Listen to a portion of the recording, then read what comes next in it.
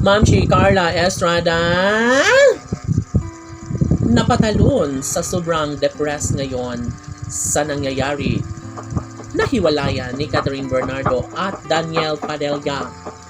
No, syempre, sa isang pagkakataong nais na malaman ng taong bayan na dapat sana ay isa katuparan na ang lahat ni Ma'am si Carla Estrada ang kanyang pinakapangarap noon pa man na sana'y magkukubli pa rin ang matamis sa pagmamahalan ni Catherine at Daniel.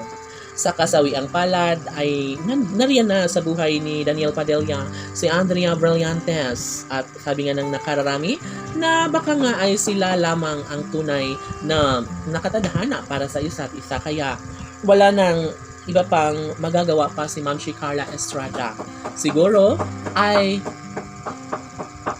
mas magiging matagumpay no si Ma'am si Carla Estrada kung mangyayari nga ang kanyang pangarap noon pa man sa relasyon ni Catherine at Daniel ay mayroon siyang malaking positibong pananaw at malaking posibilidad na sana'y natupad na lang ang pag-iisang dibdib na kanyang pinangarap para kay Queen Catherine at King Daniel dahil tsak na umano'y magiging masaya habang buhay ang puso ni Ma'am si Carla Estrada.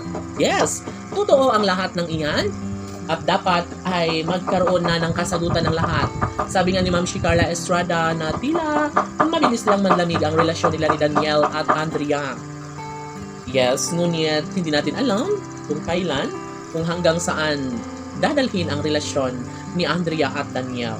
No, marami rin naman ang nangangarap na sana'y magtagal nga si Daniel at Andrea dahil bagay rin naman umano sila na magsama. Ngunit ang panahon na rin naman ang magsasabi at ito lamang ang nais ni Daniel Padilla na tutumbasan niya ang pagmamahal na inialay sa kanya ni Andrea Brillantes. Kaya siguro balang araw ay matatanggap rin ito ni Ma'am si Carla Estrada dahil wala namang ibang hinangad si Ma'am si Carla Estrada kundi ang lumigaya habang buhay ang anak na si Daniel Padilla sa babaeng kanyang habang buhay na makapiling. No? Sa pagkakataong ito ay nais lamang na mangyari na sana ang kasalang Andrea at Daniel dahil nga baka sila talaga ang numero onong nakatadhana para sa isa't isa. Marami ang nagtatanong kung matatanggap na nga kaya ni Andrea, ni Carla Estrada, ang tuluyang mawala sa piling ni Daniel Padilla si Catherine Bernardo.